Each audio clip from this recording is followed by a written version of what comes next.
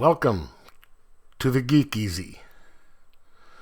Sit back, grab a libation of your choice, and relax, 'cause it's time to do some geek stuff in the Geek Easy.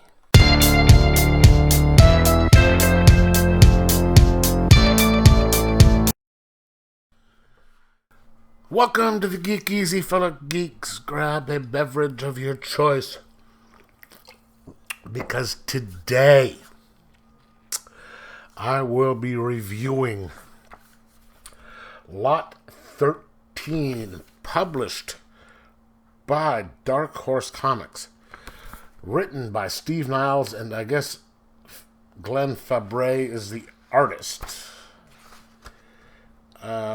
Art and cover by Glenn Fabre. Colors by Dan Brown. And letters by... Okay.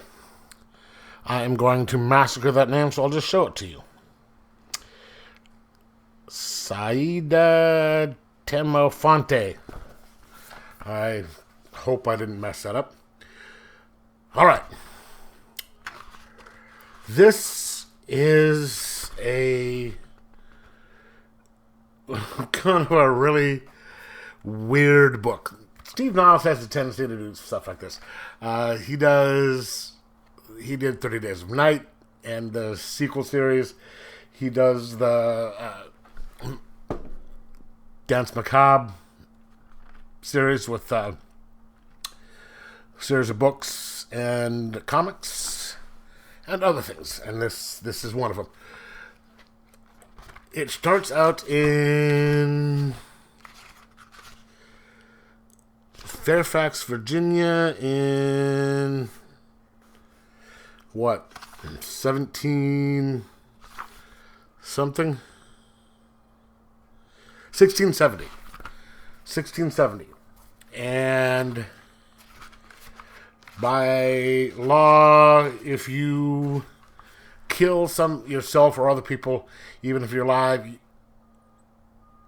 you have to be judged for the crime. It was back then. Suicide is a crime, so you'd be judged for that. Murder was a crime, so it's a murder-suicide pact of this supposed murder-suicide pact of this family, and so the people get together and judge the family and put a curse on them. I mean, look at this art right here. It's fantastic. Now, see the family right over there on the edge? That's the people who died. All right? And they're judging them and just basically said, yeah, guilty, and they cursed them, and so they're just going to be stuck. Now, then it skips to modern times, which you have a family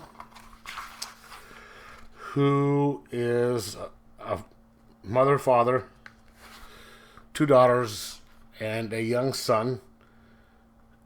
They are moving from their apartment into their new house. It's taken them, they said 30 years or something like that to save up. And now they're moving. The house is 2 hours away.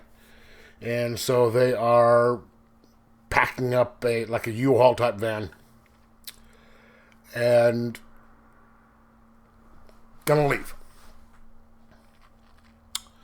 So there's a little bit of, trying to get the kids motivated to help them load the van up, because the parents don't want to move it all themselves. You got the oldest daughter trying to spend some time with her boyfriend that they love each other so much. They got the other daughter who's doing texting everybody, and the son who's doing something, off being a boy. So trying to wrangle the family up, and they finally get together, and boom, 2 hours and 14 minutes later, they're at their house.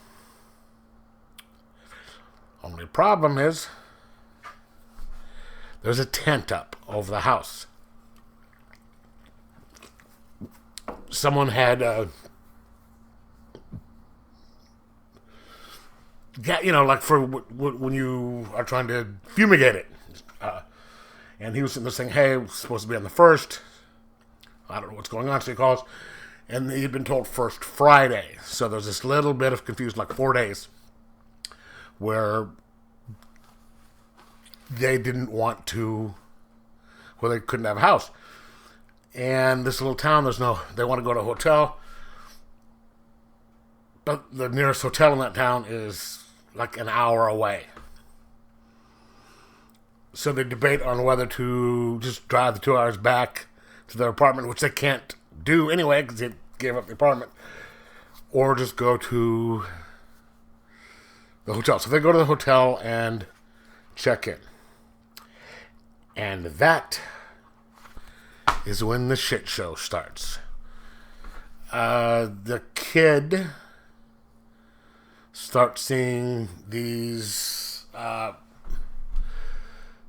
the family, seeing these ghosts. They're getting attacked, and so the father goes up and he sees some stuff, and it just starts getting messed up because, you know,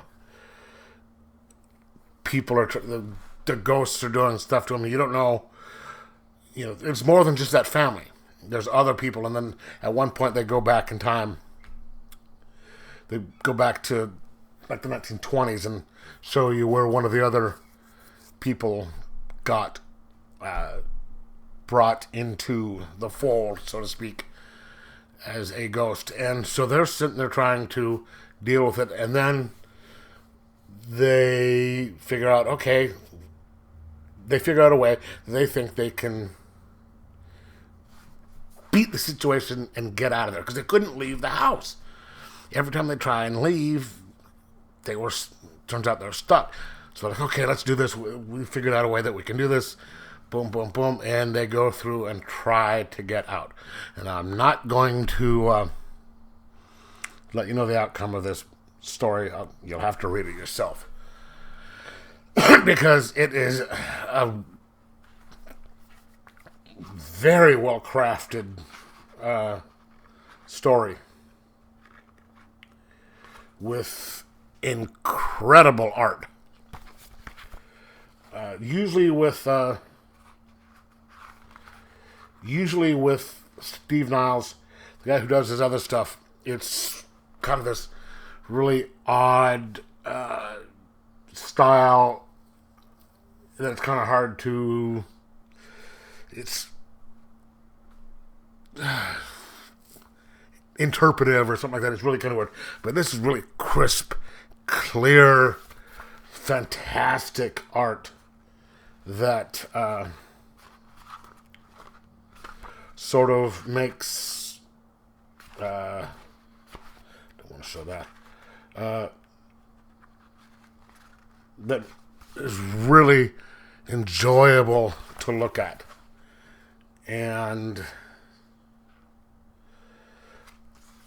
I just would spend time just looking at the art while doing a little bit more time spending on the art because it was so good to look at. And the story was just, mwah.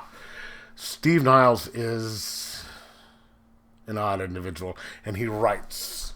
Well, I'm judging from his writing. I've never met him or seen his, an interview with him, but judging from the writing, odd individual, and I like that. So I do recommend this book if you're into good horror with some just fantastic art. It moves quick. It's only like 5 issues, and it is only $19.99. And I do recommend this. I'm going to give this a 4.75 out of 5 and just say get it because it is spectacular. Anyway, let me know if you've read it before. Let me know what do you think. Like, subscribe, and most of all, enjoy your horror comics.